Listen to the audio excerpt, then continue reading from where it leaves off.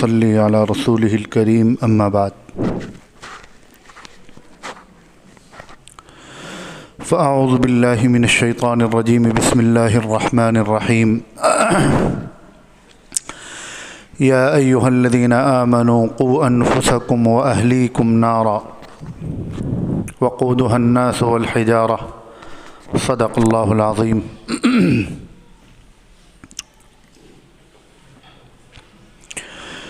गुज़श्ता जुमे को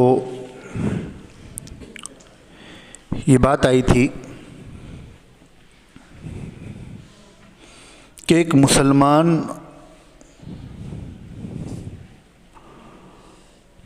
कुरान शरीफ नीचे है, हम ऊपर बैठे, ऊपर नीचे और एक मुसलमान दुनिया के हालात से, जो चल रहा है दुनिया में, जो कुछ ऑन गोइंग है, उससे अलग थलग नहीं हो सकता। जब ये बात तय है कि हर प्रॉब्लम का सॉल्यूशन ये मज़हब इस्लाम में मौजूद है, नबी करीम सल्लल्लाहु अलैहि वसल्लम की लाई हुई तालीमात में मौजूद है, तो जब जब दुनिया किसी प्रॉब्लम को फेस करेगी तो उसका हल दुनिया के सामने पेश करना भी मुसलमानों की ज़िम्मेदारी है। आज के हालात में एक बहुत बड़ा मसला ख़वातीन और बच्चियों के तहफ़्फ़ुज़ का है।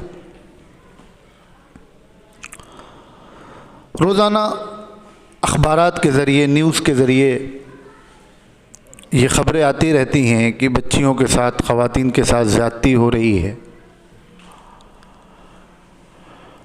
मुख्तलिफ़ हुकूमतें, दुनिया में तंजीमें, इदारे, लोग इस पर बात करते हैं, कानून बनाए जाने की मांग होती है, पार्लियामेंट में बहसें होती हैं, बहुत कुछ होता है,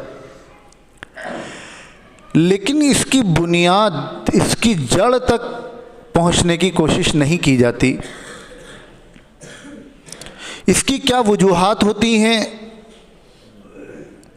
क्या चीज़ें हैं जो ख़वातीन को और मर्दों को, लड़कों को इस बुराई की तरफ उभारती हैं। भाई जाहिर सी बात है, हर इंसान जानता है कि अल्लाह ने मर्द और औरत में कुछ खुसूसियात रखी हैं, एक दूसरे के लिए अट्रैक्शन है। तो इस प्रॉब्लम की जो वजूहात बनती हैं, जो पिछले जुमा को ज़िक्र की गई थी, उसमें नीम बरहना और टाइट लिबास, मर्द और औरत का इख्तिलात, बच्चों की सही तरबियत न होना,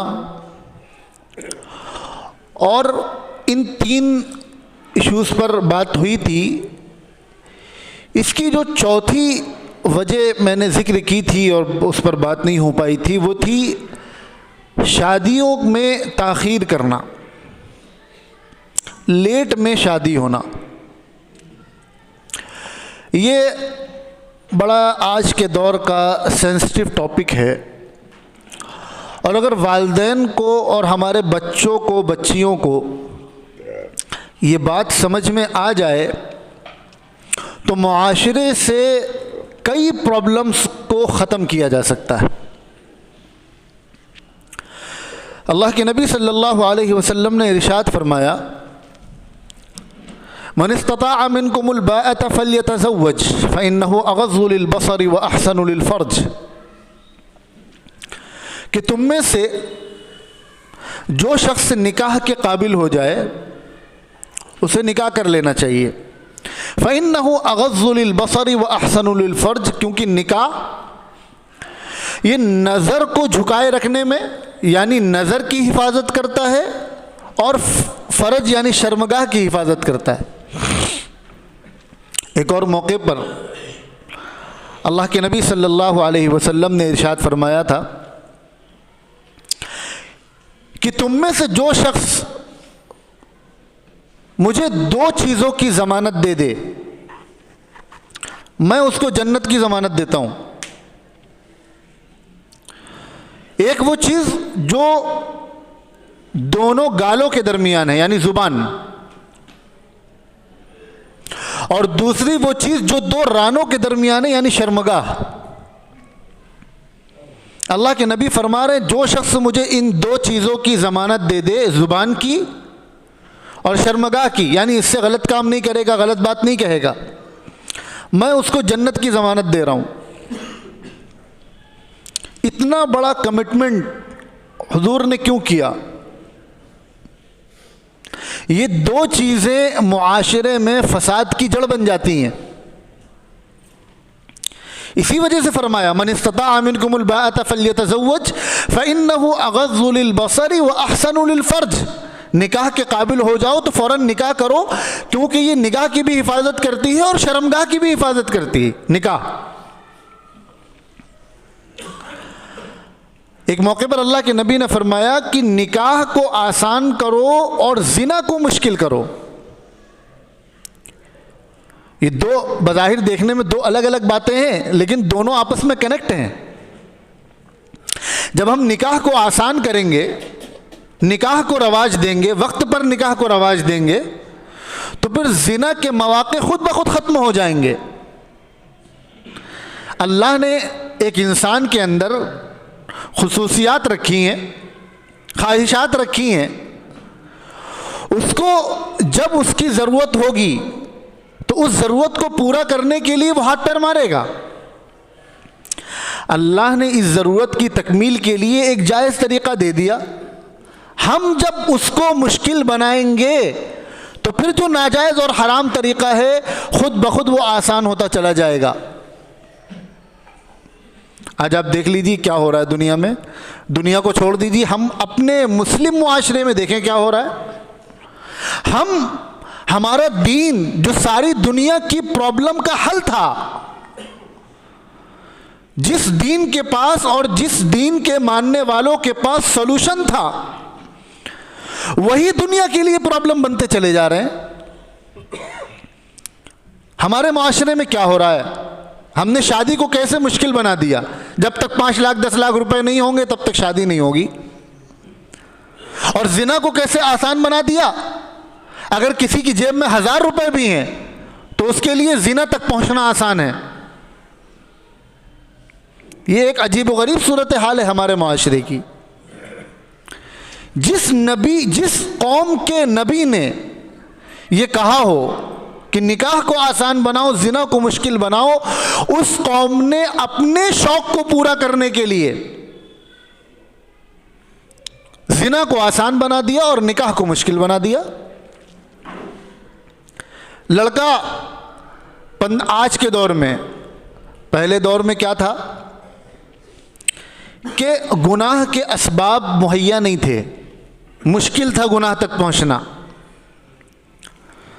लड़का 18 साल का 20 साल का हो जाता था, तब तक वो कंट्रोल में रहता था। उसका पढ़ाई की तरफ ध्यान जा रहा है, वालिदैन की खिदमत की तरफ ध्यान जा रहा है, अच्छे पॉजिटिव कामों की तरफ ध्यान जा रहा है। क्यों? क्योंकि दूसरी चीज़ें दस्तयाब नहीं है जो उसको गलत कामों की तरफ उभारें। पहनावा ठीक है ख़वातीन का, आज के दौर में क्या हो गया, हर नौजवान के हाथ में वो 10 साल का हुआ स्मार्टफोन आ जाता है।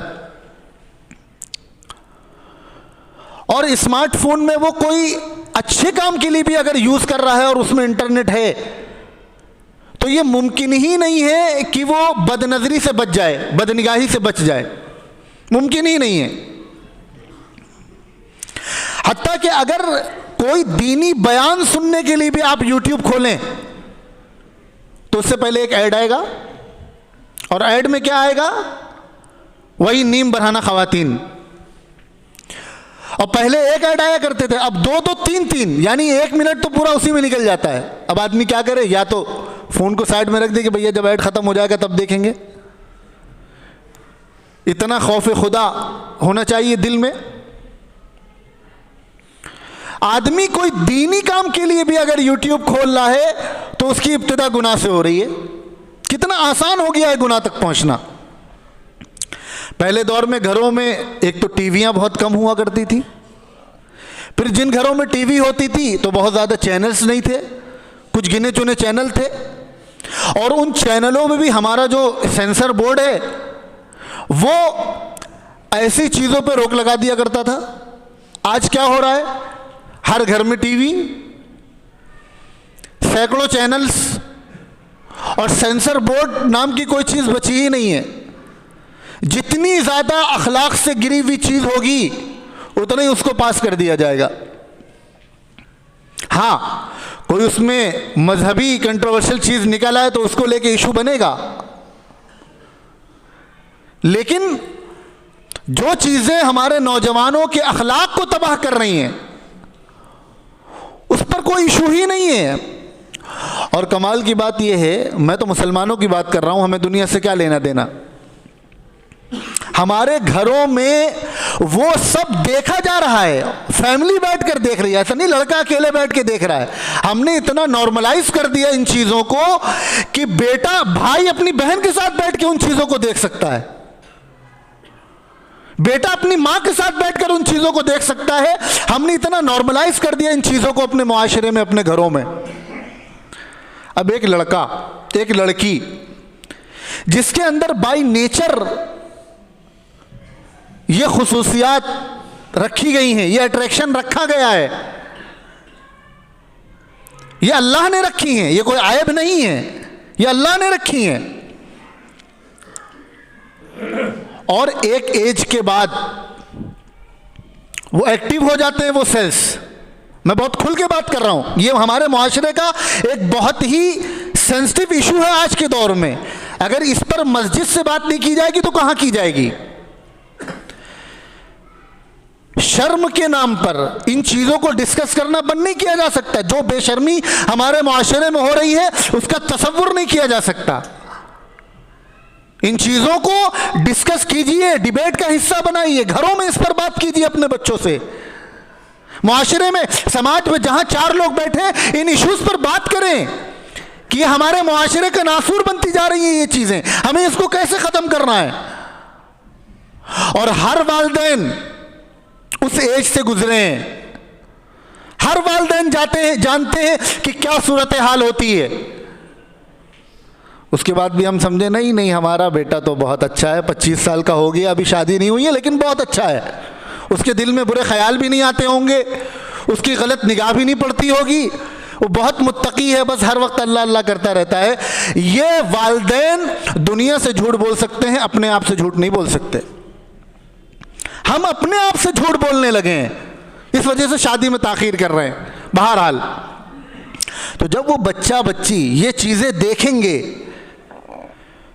तो क्या वो बुराई की तरफ नहीं जाएंगे। निकाह को हमने मुश्किल करा दिया, उसे पता है लड़के को हम 20 साल के हो गए हैं, अभी हमारे ऊपर 24 साल के हमारे एक भाई हैं, 26 साल के दूसरे भाई हैं, 28 साल के तीसरे भाई हैं, और 30 साल की बड़ी आपा अभी कुंवारी बैठी हैं। तो 20 साल के लड़के की शादी कैसे होगी। और अल्लाह ने ख्वाहिशात इसकी भी रखी हैं, और हमने अखलाकियात का जनाजा ऐसा निकाला कि उसे गुनाह के मौके भी मिल रहे हैं।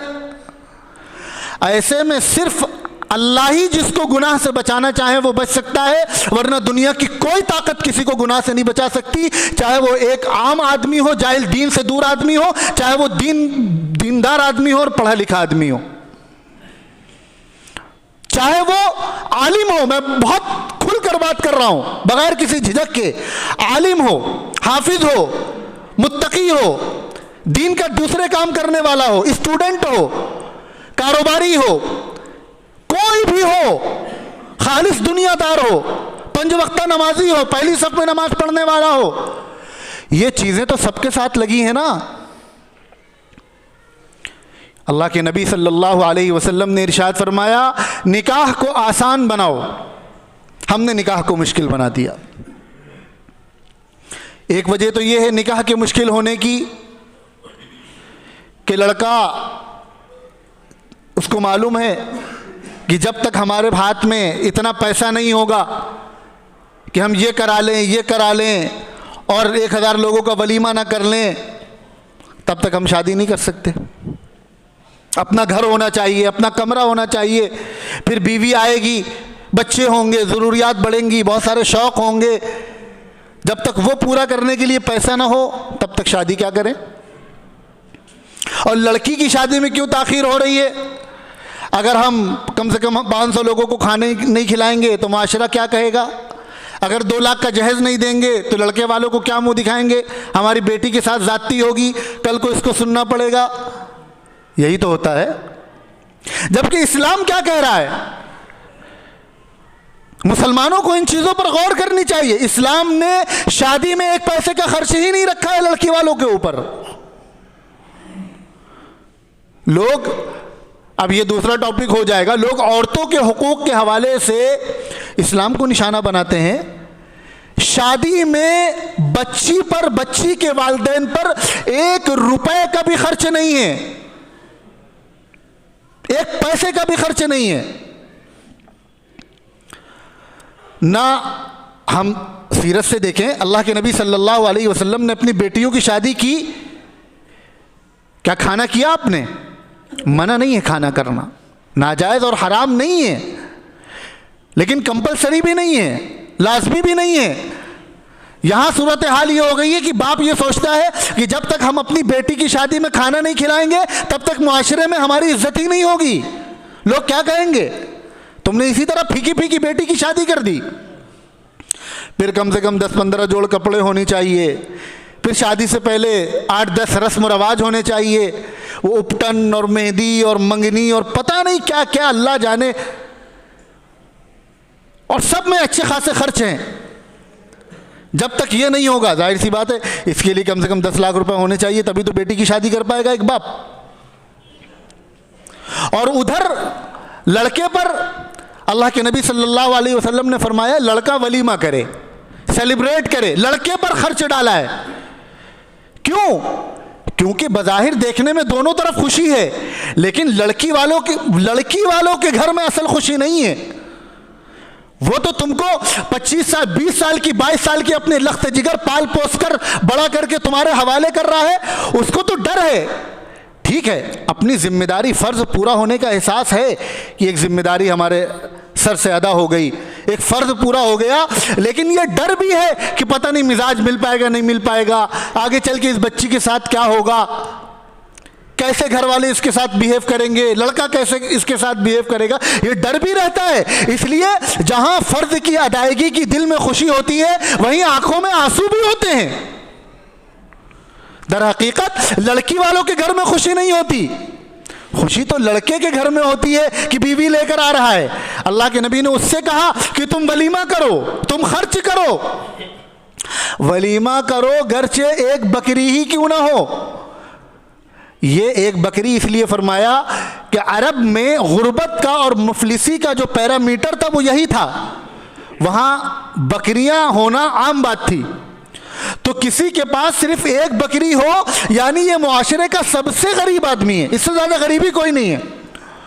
तो आका ने फरमाया वलीमा करो, गर्चे एक बकरी ही क्यों ना हो तुम्हारे पास, और अगर उसकी भी इस्तिताअत न हो, सेलिब्रेट करना है। तो एक मौके पर ऐसा भी हुआ है कि एक साहब का वलीमा हुआ, अलग अलग लोग अपने अपने घर से खाना ले आए और साथ में बैठ के सेलिब्रेट किया, खाना खाया। तो लड़की वालों पर एक पैसे का खर्च शरीयत ने नहीं रखा, जो भी खर्च है वो हमारा पैदा किया हुआ है। निकाह को आसान बनाने के लिए सबसे पहले इस खर्च को ख़त्म करना पड़ेगा। ये खर्च क्यों नहीं ख़त्म हो रहा, पर्सनली मैंने जो इस पर गौर किया, ये खर्च क्यों नहीं ख़त्म हो रहा, उसकी वजह यह है कि हम ये समझते हैं कि नाजायज़ हराम तो है नहीं, लेकिन इसका नुकसान क्या हो रहा है।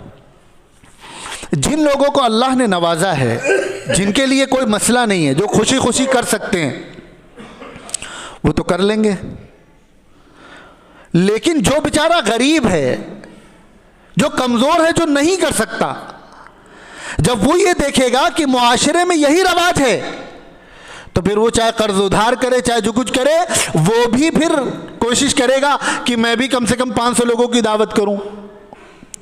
इसलिए जो लोग साहिबे सरवत हैं, जो कर सकते हैं, उनकी जिम्मेदारी है कि वो इस खर्च को लगाम लगाएं। वो मुआशरे में ये पैगाम दे कि हमारे पास पैसे हैं, हम सालाना 50 लाख रुपए माहाना कमा रहे हैं, हमारे लिए 5-10 लाख रुपए खर्च करना कोई मुश्किल नहीं, लेकिन चूंकि मुआशरे में ये एक नासूर बन गया है, लिहाजा हम ये फैसला ले रहे हैं कि हम अपनी बच्ची की शादी में गैर ज़रूरी खर्च नहीं करेंगे।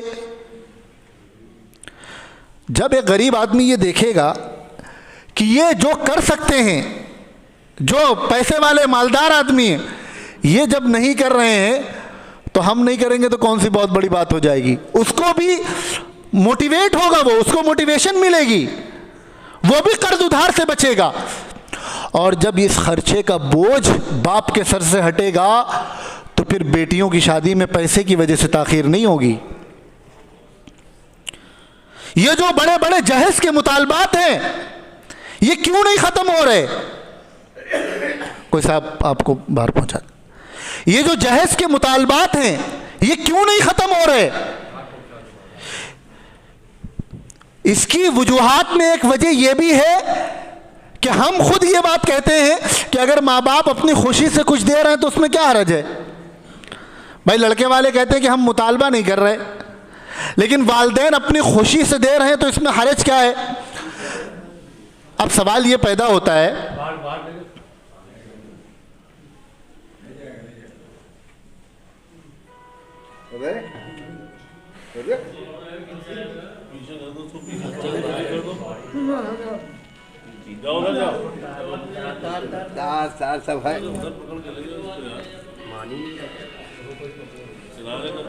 कोई बात नहीं।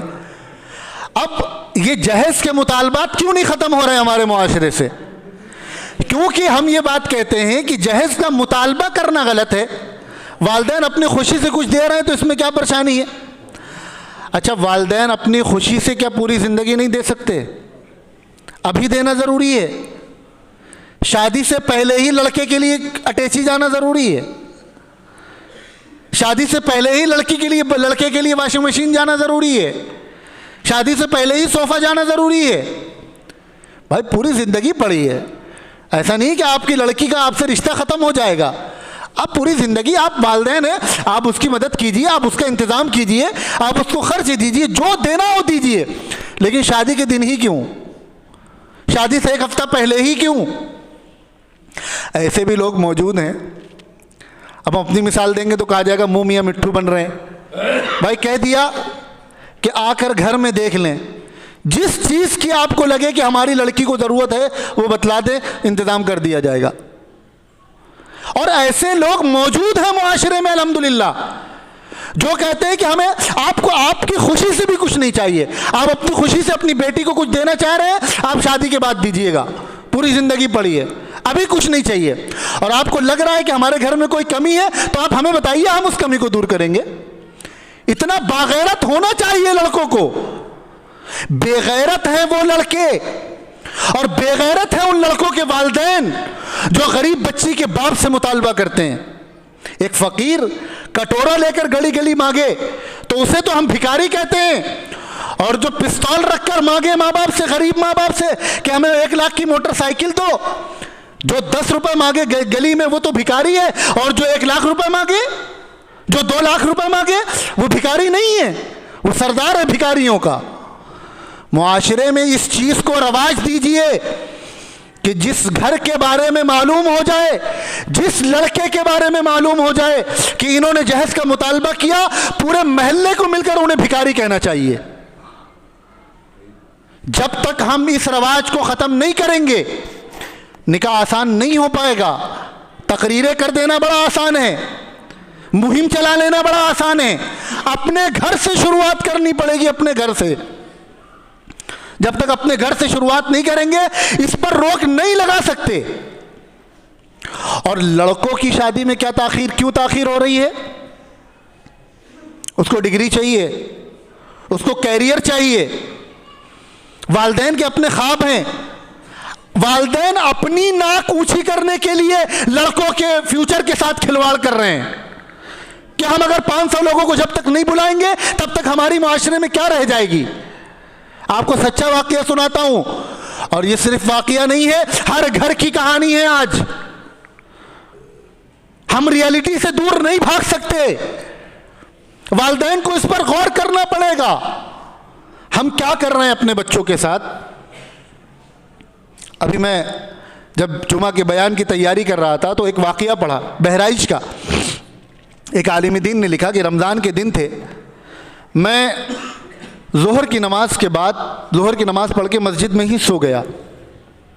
एक डेढ़ घंटे सोने के बाद मेरी आंख खुली तो देखा एक नौजवान सजदे में पड़ा है और बिलक बिलक कर रो रहा है। सिसकियों की उसकी आवाज़ आ रही है, पूरी मस्जिद में गूंज रही है। मस्जिद में सन्नाटा था। मैं गया उसके पास तो देखा कि वो रो रहा है और ये अल्फाज कह रहा है कि मेरे अल्लाह मुझे माफ़ कर दीजिए, मुझे माफ़ कर दीजिए। उसको उठाया, क्या हो गया? तो उसने बतलाया बहुत पूछने के बाद कि मैं एक ऐसे गुनाह में मुब्तला हो गया हूं जिसे मैं छोड़ नहीं पा रहा हूं।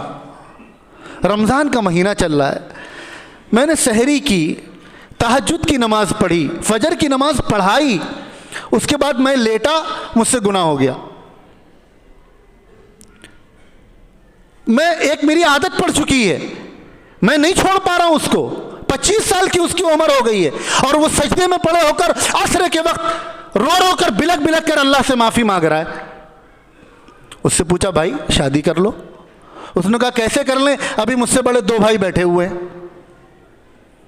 यकीन मानिए उन 2 भाइयों को और उन वालिदैन को इसका गुनाह नहीं मिलेगा।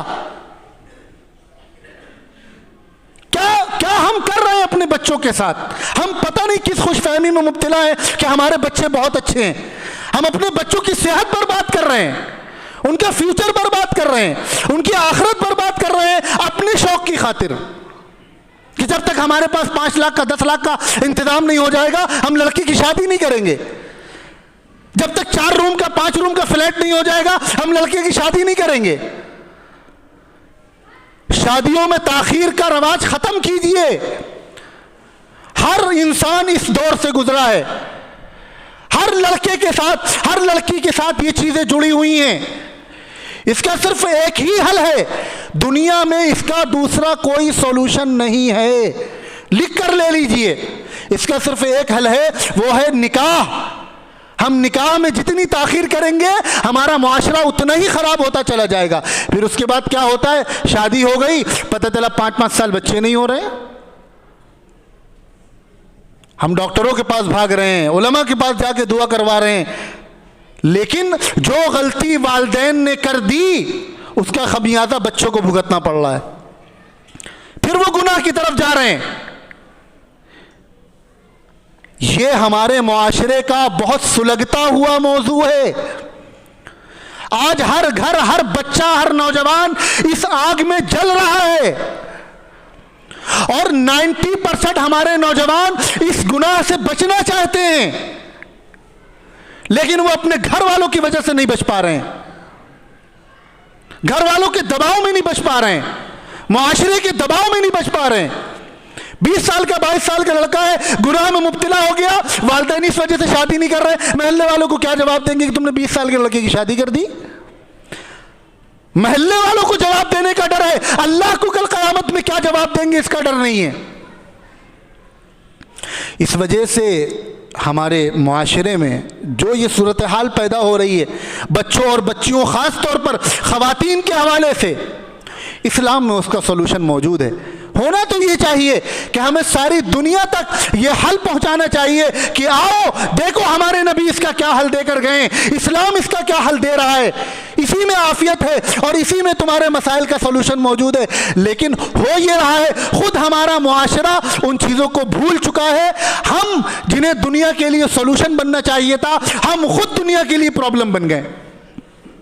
अल्लाह तबारक व तआला इस हवाले से वालिदैन को, समाज के जिम्मेदारान के दिल में दर्द पैदा फरमाए, एहसास पैदा फरमाए और अपनी जिम्मेदारी सही तौर पर अदा करने की तौफीक अता फरमाए। सुन्नतें पढ़ लीजिए।